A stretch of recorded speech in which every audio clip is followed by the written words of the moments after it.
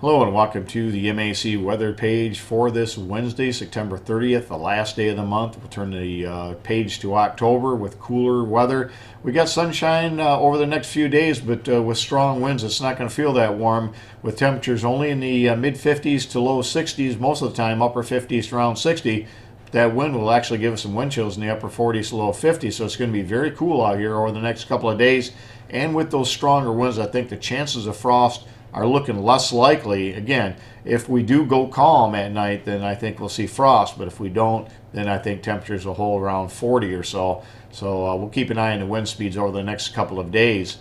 If we look at the forecast map, you can see low pressure across the mid-Atlantic states moving to the north, bringing very heavy rainfall to that area. And up and down this whole area, it's already very wet soil conditions. And with a tropical storm Joaquin, which is probably going to become a hurricane later today, it could cause some real big problems along the eastern seaboard. And that's going to be the big weather story over the next week or so as the storm moves up into the weekend, into early next week, and could affect the U.S. Very significantly. Meanwhile, back to the west again, we'll be high and dry for the most part. But we do need to keep an eye on that storm. If it tracks a little farther west, some of the western areas of the rainfall could make it into parts of Michigan. But again, that's speculative, and we'll keep an eye on that over the next couple of days. And you can see on the lower level wind flow, you can see where that cold front is. You can also see the circulation of that low that's going to be moving into New England. And if we look at the next weather map, and you can see this is the WPC's forecast over the next 7 days. You can see half a foot to a foot of rain possible over many areas from northern Carolinas to Virginia up into New York. And again, we have to watch the track of this storm, but you can see how much problem this kind of rain could create, especially when you have strong, consistent winds out of the east, and that could cause a lot of beach erosion damage. Weakening trees could fall. A lot of power outages are possible. Again, we're going to really want to watch this hurricane very closely over the next few days. And one just doesn't simply accept the GFS and long-term forecast. Pick your favorite tough guy here. And in the next slide is a prime example of why I think our U.S. models are really seriously flawed. And this was the many outlets will create forecasts around the 20th of the month for the following month. This was the CFS version 2 model. Look at all the cold air that it forecasted over the much of the eastern United States for September.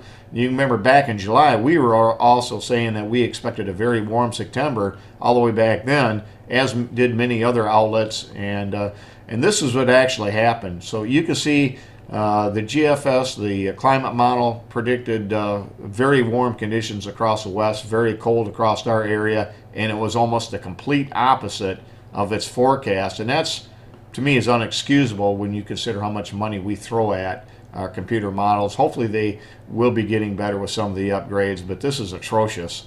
And if we look at the next map, you can see over the next 6 to 10 and 8 to 14 day outlooks, you can see the coolest area of the country looks to be across the Midwest, Great Lakes area. And again, I think this trough will be a little bit more pronounced, wetter than normal across the northwestern 2/3 of the U.S., and don't have a real big problem with that. As far as the 8 to 14 day outlook, you can see a little less intense with the trough over the center part of the country. I think this will be, again, a little bit more in the way of below normal temperatures.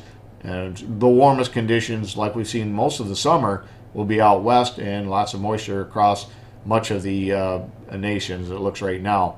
If we look at the tropical forecast for tropical storm winds of at least 39 miles an hour over the next 5 days, you can see why we're going to want to keep a close eye on this. I think we could certainly see winds of 30, 40, maybe even 50 miles an hour. And again, if this becomes a hurricane, which I think it will, and it takes a more western track and holds that intensity, there could be some really big problems up and down much of the eastern seaboard. And as far as the weather watch this morning, you can see freeze advisories from areas around the arrowhead of Minnesota back around into northern Wisconsin, in the western UP, with an area surrounding that with frost advisories. We got lakeshore hazardous beach conditions across northeast lower Michigan. Lots of flood advisories, watches, and warnings, and I think you'll see a lot more of those up and down the eastern seaboard here over the next 5 days, and some areas of fog. And then you can see our area where there's hurricane warnings off the southeast coast of the United States.